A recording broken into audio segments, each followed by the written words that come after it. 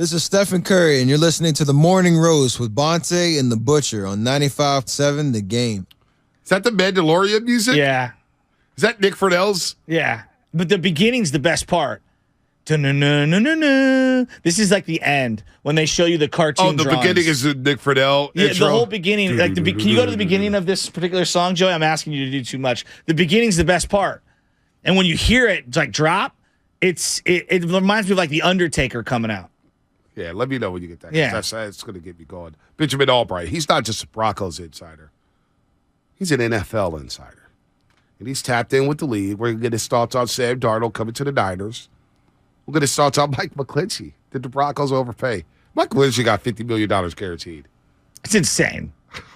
And then immediately a clip of him at Notre Dame gets sent out to the internet, and he gets dominated in Notre Dame practice. Yeah, this is sick. Come on, this beginning's sick. This is sick.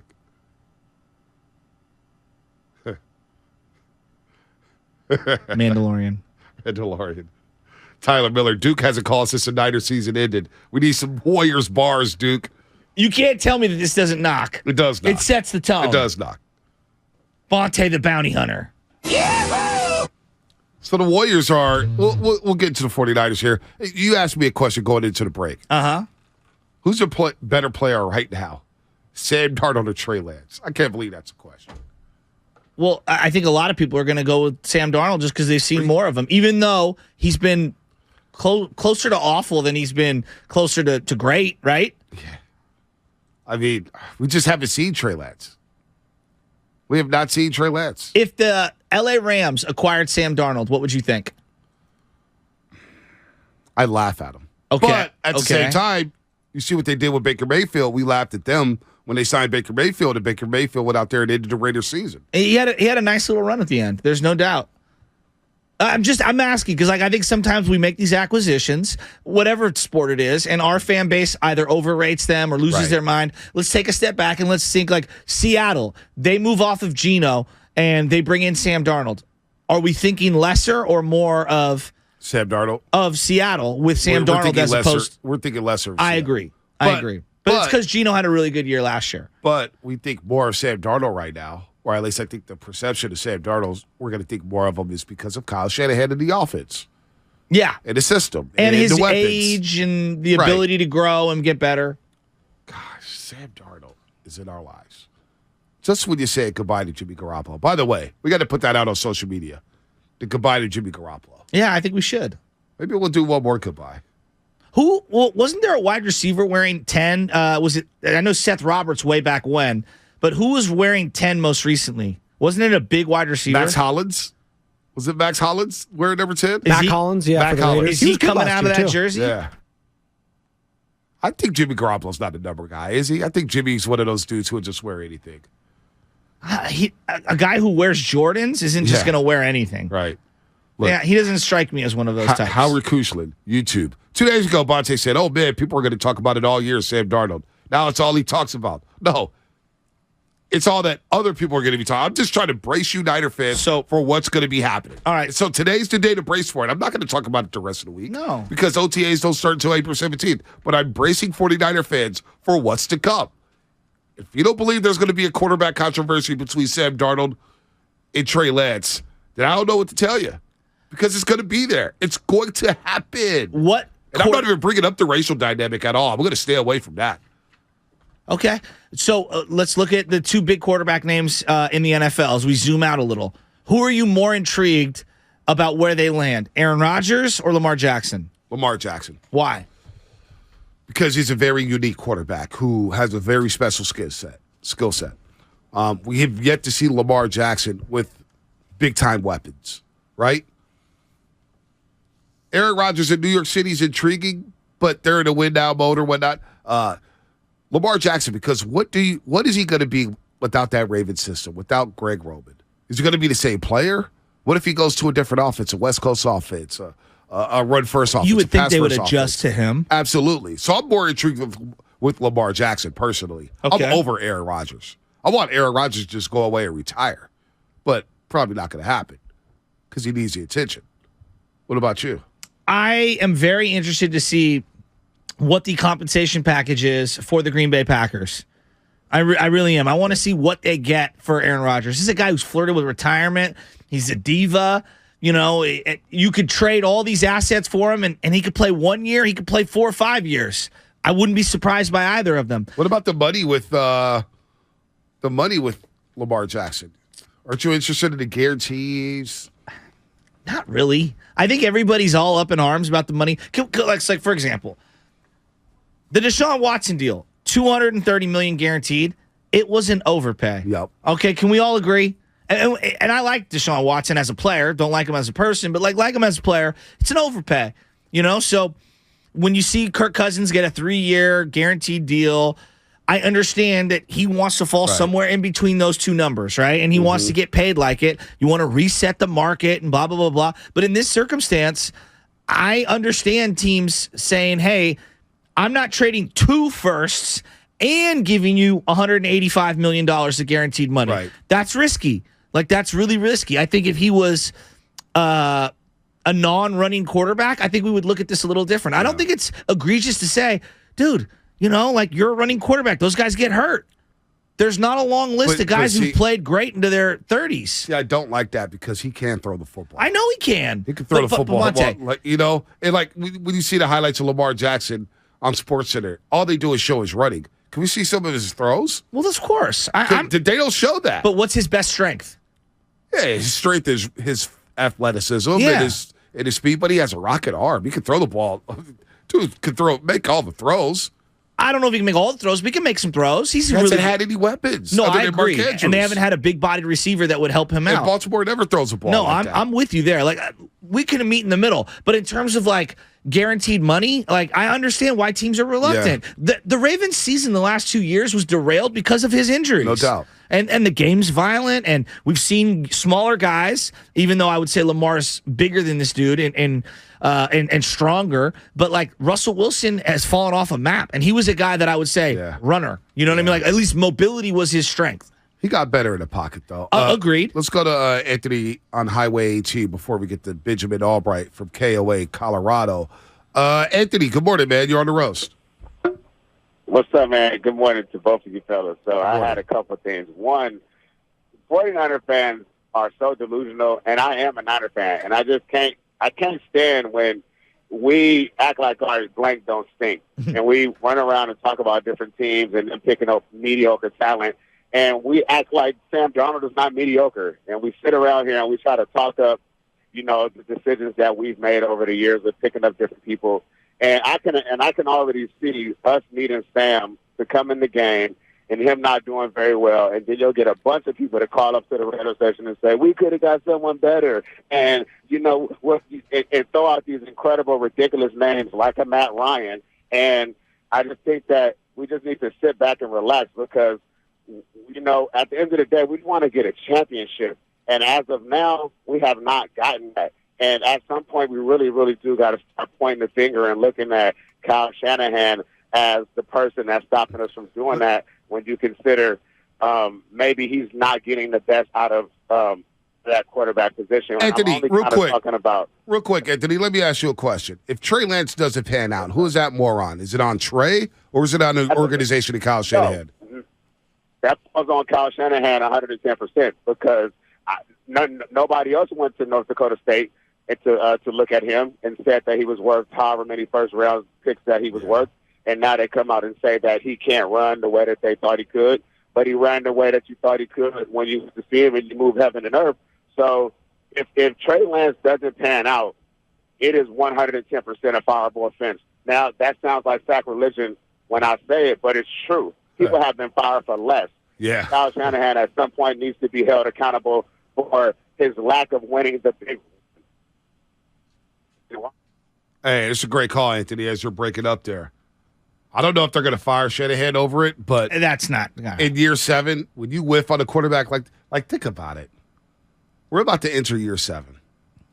And the Niners have had a lot of success. Uh-huh. A couple of NFC championships, you know, a Super Bowl appearance, no Lombardis. Still trying to figure out the quarterback position. Couldn't I have made the same argument for Joe Gibbs in the 80s? Yeah, but he won, though. That's the difference. I agree. He won. Kyle's gotten on the doorstep of winning. He won. You win. There's no almost in winning. You win or you lose. Like I Shanahan is lost. You know, Joe Gibbs, he got to that point and he won. I know. And he did with 3 different quarterbacks. You know, he won. Shanahan hasn't yet. And the reason why he hasn't won is because the damn quarterback can't figure it out. Well, it's or not they get hurt. It's not just the quarterback. They get hurt. Yeah, but that's a big part of it. Like I'm not. It's 90% of it. Like Jimmy Garoppolo is not the sole reason they lost the Super Bowl. Oh well, I'm glad you finally came around. No, to I've that. said it since day one. It was a pie chart of culpability. That's where the whole concept came from. Shanahan gets a slice. Jimmy gets a slice. Offensive line gets a slice. Defense gets a huge slice. You know, dropping interceptions, pressing Sammy Watkins. Like every time they lose, it's never just one thing. No, it's not just one thing. But when it comes down to it, you need the quarterback to make a play. Their quarterbacks haven't made plays. Or you just run out of quarterbacks like you did last a couple months ago in Philadelphia. So I look, I'll say it right now. We're going to have Benjamin Allbright on in a couple seconds. Me and Trey should go out there and ball out and take this job over and be the quarterback for the next 5 years. Because I'm tired of talking about the quarterbacks and who's going to start and who's going to do this. But if let me ask you this about Brock. Do you believe we see the best of Brock? Because I think we see the best of Brock. Well, I mean, he's been almost perfect. So, yeah, do I think I've seen the best of him? Like, I expect him to throw some interceptions. I expect him to, I don't know, lose a game. Yeah, like, that's normal. I expect him to come back down to earth. In terms of, like, his play, I don't know, B. Like, I thought Jimmy Garoppolo was one kind of quarterback, and as years progressed, it felt like defenses kind of adjusted to him. And they took away a lot of the elements that made him so successful early on, and it made things more difficult as time went on. I'm telling you. And that's what really separates the good from the great quarterbacks is they're almost unguardable, right? In terms of being able to throw locations on the field and them adjusting to what the defense is throwing at them. Like, I don't know what Brock's going to look like. Are they going to take away the middle of the field? Are they going to not allow him to escape the pocket? Yeah, exactly. What does it look like? Yeah. You know, what does his arm strength look like? Right. Like, this is a guy that didn't have the greatest arm to begin with, but if it's diminished even more, does that take away from him? Psychologically, does it change him? And we saw that with Derek Carr, where he breaks his leg, and psychologically in the pocket, I don't know if he ever really recovered. I think psychologically Brock will be fine. He'll be fine. It's not a knee. It's not an ankle. You know, it's his throwing arm. Once he starts throwing, I think he'll be fine. But it's a great question. I mean, what does he look like when if he does become the guy, right? This is a question that I think the organization would have for themselves as well. What does it look like when he's making a big amount of money and you have to say goodbye to some of these other players on the team? Yeah. You know, when you look at a Mahomes, when you look at someone like Josh Allen or Joe Burrow, part of why you're paying that guy a lot of money is you're like, hey, I know he can offset the deficiencies. As I pay him more and pay less to the other surrounding cast members, I think this guy can still be able to get it done and mask our inefficiencies. Can Brock do that same thing? I don't know if Dak can do that. When I watch Dak and he's making $40 million, it's like, man, he could really use another playmaker on the outside. And they got rid of their playmaker in Amari Cooper. And I think Dak is a good quarterback. Not great, but good. They got rid of Amari Cooper. If Amari Cooper's in that football game against the Niners, Cowboys probably win it. Hell, that game's probably in Dallas. No, they can't be in Dallas because they didn't win the division. But you get my point. They have another playmaker there. By the way, it's a Warriors Wednesday brought to you by Kirby, your driveway mechanic. Check out Kirby at CURBEE.com. So the 49ers are free agency so far. They signed Javon Hargrave and they signed Sam Darnold. Javon Hargrave gets $40 million guaranteed, 4-year, $80 million contract. Sam Darnold gets to 1 year, $3.5 million guaranteed, $4.5 overall.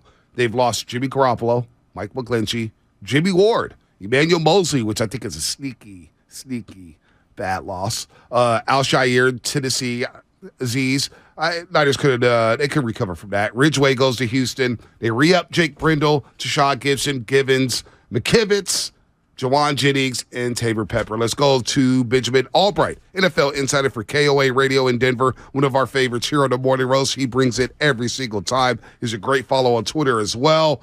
And he's in Bronco country, of course, and they signed Mike McGlinchey. So let's start there, Benjamin. As we say good morning to you, welcome back to the Morning Roast. Joe Shasky, the Butcher, Bonte Hill. Mike McGlinchey. How are Bronco fans feeling about that organization giving Mike McGlinchey $50 million guaranteed? Well, Broncos fans are loving it for two reasons. One, it's not their money; it's Walmart money, and two, because Mike McGlinchey is the closest thing they've had to shoring up the right tackle position in years. If you go back and you look at the Denver Broncos' right tackle position since Orlando Franklin was here and prior to the Super Bowl, Elijah Wilkinson has the most starts at right tackle, and he's a guard. Donald Stevenson has the second most, and he was abysmal. So you go through and you look at the litany of just failed players that they have, trading for Jawan James and getting 3 starts out of him.